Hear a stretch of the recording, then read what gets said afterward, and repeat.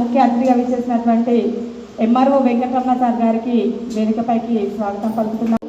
మరికొద్దిసేపట్లో రాబోతున్నారు. అదేవిధంగా ఐసిడిఎస్ మన డిస్పల్లి పెట్టుకుంటే బాల్య వివాహాలు మన ఎంఆర్ఓ సార్ ఉన్నారు కాబట్టి మన అందరి సాటిస్ఫాక్షన్ కోసం మన అందరి ఇన్స్పిరేషన్ ఫస్ట్ మనకే ఇన్ఫర్మేషన్ వస్తుంది. ముఖ్యంగా మీరు మాకు తర్వాత ఇన్ఫర్మేషన్ వస్తుంది, కానీ మీ అందరికీ ఫస్ట్ తెలుస్తుంది. దాన్ని ఇవ్వండి.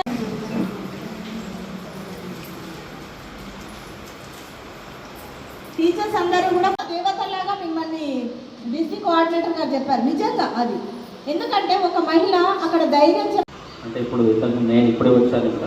మీరందరూ సిడిపిఓ గారు అంత చెప్పారు. అంటే డీటెయిల్గా కాకుండా ఇది నాకు తెలిసినటువంటి అవగాహన. ఇప్పుడు ఎస్ఐ గారు కూడా మరి సామాజిక బాధ్యతగా తీసుకోవాలి. సోషల్ రెస్పాన్సిబిలిటీ, సామాజిక బాధ్యత అంటే కేవలం ఏ ఒక్కరితోనో కాదు, అందరం కూడా మమేకమయ్యి సమీకృతంగా ఈ దురాచారాన్ని నిర్మూలిద్దామని చెప్పేసి పిలిపించిన ఎంపీడీఓ సిచ్యువేషన్ జరిగింది. ఒక ఊర్లో అమ్మ నాన్న ఇద్దరు కూడా చేస్తున్నట్టే వాళ్ళ స్కూల్కి వచ్చే పిల్లలందరికీ కూడా మా టీచర్స్ చెప్తారు. మా డిహెచ్ఈడబ్ల్యూ డిస్ట్రిక్ట్ హప్పర్ ఎంపీసీ వాళ్ళు ప్లస్ చైల్డ్ లైన్ హెల్ప్ వాళ్ళతోటి కూడా మేము పోలీస్ వాళ్ళ వ్యవస్థతోటి కూడా మేమంతా వెళ్ళాము. చైల్డ్ లేబర్ వాళ్ళతోటి కూడా నేను చాలా సంపాదిస్తున్నాను అంటే నాన్న నువ్వు ఇలాంటివి ఏం చేస్తున్నావు అని మేము ఆయనను రిక్వెస్ట్ చేస్తే ఆయన ఏమంటాడు, ఐఏఎస్ చాలా చిన్నదన్నా అయిపోయినాము, నాన్న నువ్వు స్కూల్కి వెళ్ళలేవా అంటే అతను ఒకటే మాట్లాడాడు, నాకు స్కూల్ తోటి ఏం పని లేదు, నాకు ఇందులోనే నాకు గేమ్స్ యాప్లో లోపల జరుగుతుంది. అంటే తను ఎంత కంప్లీట్ చేసి ఉంటుంది ఎడ్యుకేషన్? ఇంటర్తో ఏమైనా ఉద్యోగాలు వస్తాయా?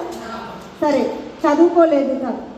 నెక్స్ట్ ఇంకా ఫర్దర్గా తను ఎడ్యుకేషన్ చేసి ఉంటుంది. ఎందుకంటే ఆమె చేసుకున్నదే చైల్డ్ మ్యారేజ్. అక్కడే ఆర్థిక సమస్యలతోటో ఏ సమస్యలతోటో తను చేసుకొని ఉంటుంది. తను ఎడ్యుకేషన్ చదువు ఉండదు కాబట్టి ఆమెకు ఏ రకమైన రేపు పొద్దున స్వయం ఉపాధి చేసుకోలేదు తను. ఎందుకంటే అప్పటి వరకు చదువుకొనే ఉంటుంది, తనకు స్వయంగా చేసుకోవడానికి ఏ పని రాదు, ఉద్యోగము చేసుకోలేదు. సరే, ఆమెకు పెళ్ళైపోయిన తర్వాత ఊరికేనే ఉంటారా? ఇంట్లో ఉంటే ఏమవుతుంది? ఆర్థిక సమస్యలు వస్తాయి. ఆర్థిక సమస్యలు వస్తే ఏమవుతుంది? భార్యాభర్తల మధ్యలో గొడవలు స్టార్ట్ అవుతాయి. నా ఖర్చులకు ఇవ్వు అని అంటే ఇంకేమవుతుంది? అక్కడ గొడవలు స్టార్ట్ అవుతాయి. అత్తగారి నుంచి వేధింపులు స్టార్ట్ అవుతాయి. అప్పుడు తనకు తాను రక్షించుకోవడానికి తను మానసికంగా కూడా సంసిద్ధంగా ఉండదు. తనకు మెచ్యూరిటీ ఏజ్ వచ్చి ఉండదు. ఏం చేస్తుంది అమ్మాయి? చాలా మటుకు కేసెస్ వింటాం, ఆత్మహత్య ప్రయత్నం చేసుకుంటుంది, లేకపోతే అప్పటికే తనకు ప్రెగ్నెన్సీ వచ్చి ఉంటుంది. అవునా? మీకు అందరికీ కూడా వీడియో చూపించాం. ఏమవుతుంది? చైల్డ్ మ్యారేజ్ చేసుకున్న తర్వాత ప్రెగ్నెన్సీ వస్తే దాదాపు పిల్లలు అక్కడ ఏమవుతుంది? శిశు మరణాలు జరగడానికి ఆస్కారం ఎక్కువ ఉంటుంది. అంటే కంపల్సరీ జరుగుతుందని కాదు, శిశు మరణాలకు దారి తీయవచ్చు. ఎందుకనంటే ఆ అమ్మాయి ఇంటర్ చదువుకునే వయసులో తను శారీరకంగా పరిపక్వత చెంది ఉండదు, మానసికంగా పరిపక్వత చెంది ఉండదు. ఏమవుతుంది? ఆమెకి హిమోగ్లోబిన్ లెవెల్స్ శారీరకంగా తనకి ప్రాబ్లం ఉంటుంటుంది. ఆ అమ్మాయి ఇంకొక పాపకు డెలివరీ ఇవ్వడం వల్ల ఏమవుతుంది? వాళ్ళకు కూడా ఇంకా చాలా సింటమ్స్ ఉండడం వల్ల శిశు మరణాలు జరగవచ్చు. ఇంకా కొన్ని కేసెస్లలో ఏమవుతుందంటే ఈ చైల్డ్ మ్యారేజ్ జరిగిన దాంట్లో ప్రసూతి మరణాలు, మనం మెటర్నల్ మార్టాలిటీ అంటాం. మీరు ఒక్కసారి మీ డేటా కూడా ఒక్కసారి క్రాస్ చెక్ చేసుకోండి. నవీపేట్ మండల్లో ఒకవేళ అంటే ఎక్కడైనా జరుగుండొచ్చు, అక్కడ మాతృ మరణం మెటర్నల్ మార్టాలిటీ చాలా పాత విషయం అయినప్పటికీ ఇంకా సమాజంలో జరుగుతూనే ఉన్నాయి. మనమంతా చూస్తున్నాం. అంటే మనకు కొన్నిసార్లు మన నోటీస్ కంప్లైంట్ రూపంలో వస్తాయి, కొన్ని రావు. కానీ మనము దాన్ని నిర్లక్ష్యం చేయకూడదు.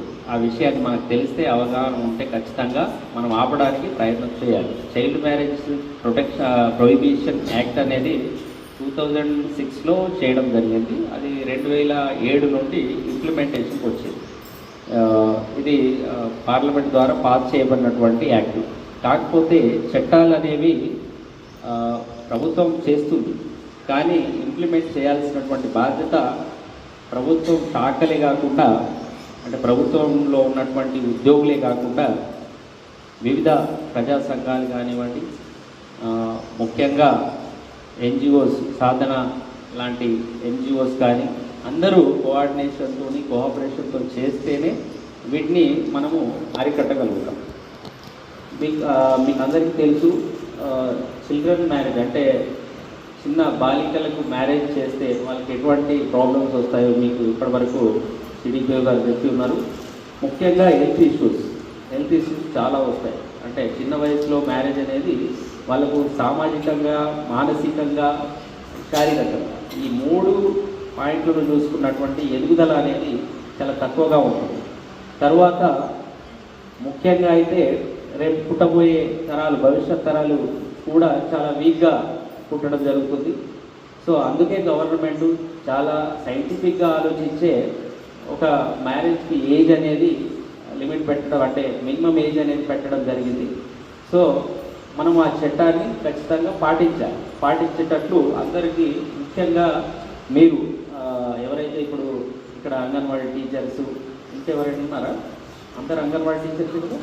సో ముఖ్యంగా అంగన్వాడీ టీచర్స్ మీరు చిన్న అంటే ఏమంటారు, ప్రీ ఎడ్యుకేషన్ అంటే ప్రీ స్కూల్ ఎడ్యుకేషన్ పిల్లల్ని మీరు చూస్తారు కాబట్టి, అంటే చదువు చెప్తారు కాబట్టి అప్పటి నుండే వాళ్ళలో అవగాహన కల్పించాలి. అంటే వచ్చినటువంటి పేరెంట్స్కి అవగాహన కల్పిస్తే వారి ద్వారా సమాజానికి ఒక మంచి అవేర్నెస్, అంటే చైతన్యపూరితమైనటువంటి మెసేజ్ అనేది వెళ్తుంది.